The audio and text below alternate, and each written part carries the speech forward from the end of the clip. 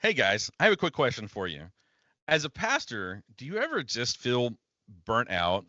It just feels like things are just weighing you down constantly. Pressure after pressure after pressure.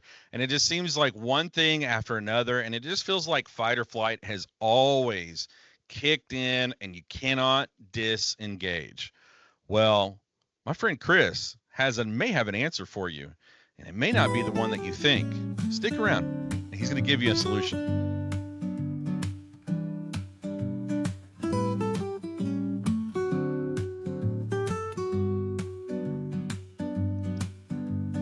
Chris, this is a model that you may not think about, that most pastors may not think about when it comes to burnout.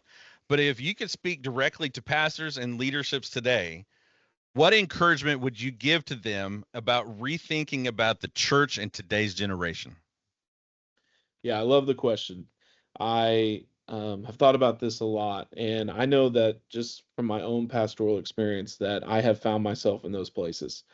I found myself burnt out. I found myself worn out. I have found myself laying in bed at night, awake, praying and wondering, should I step away from ministry? Is this still what I'm called to do? And should I leave? And I know that many other pastors understand that feeling specifically, and we've all probably been there.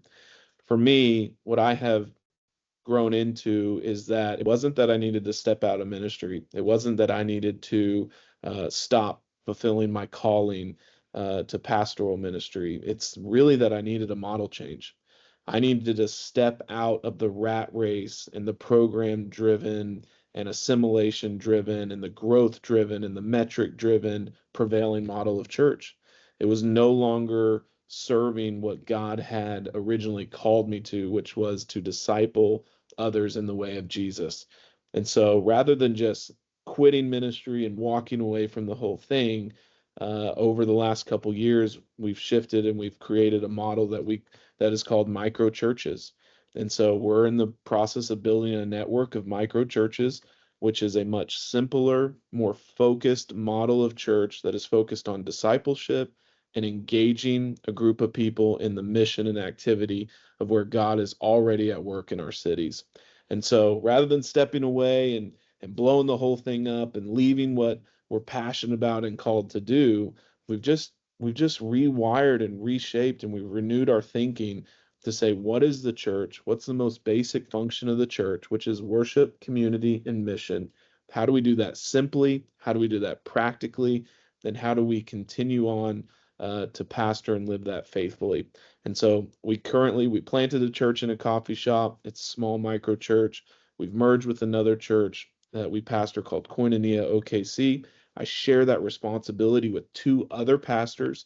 And so it is shared load, shared burden, and we're all bivocational and we get to live out our calling to be pastoral shepherds of a community and hopefully be able to continue to plant more micro churches. So, Pastor, it may not look like you need to step away from ministry. And according to some research, it looks like 56% of all pastors want to step away from ministry altogether because of their mental health. Well, in this idea, it means that you could step away from the current model into a much simpler model, which may be beneficial for your mental health to take away some of the stress and to give it to a shared load rather than taking it all on by yourself. So consider that. My friend Chris and I talk about this in our upcoming podcast about how we can give influence and talking about micro churches on the next episode of the 2412 podcast. So stay tuned for that. And if you want to learn more about micro churches, you can visit vineandbranch.network. I'm sorry, Chris, which one is it? Vineandbranch.network. Vineandbranch.network to learn more. You can also go to onechurchhealthalliance.org to learn more. Thanks, guys. Thanks for listening today. See ya. Bye.